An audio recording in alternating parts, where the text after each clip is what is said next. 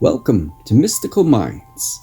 I'm your host, Jamie Gerard, and today I will be reading poetry and prose from Danny Martin Gerard. He's the author of the Poetic Cues trilogy.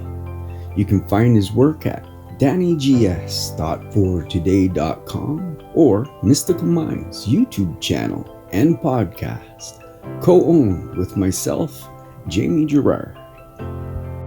Greener Pastures. Being aware is good, but fear and pessimism moves you in the opposite direction. Be aware and full of faith that God will see you through and guide you. He will walk with you in greener pastures, and He'll make your path known to you.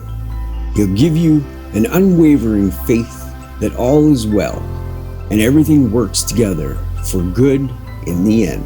Thank you so much, Danny G. Another powerful poem. And I believe this 100% of my being. I believe that if you just allow God to show you the doors, to follow the door, just let go of the ego.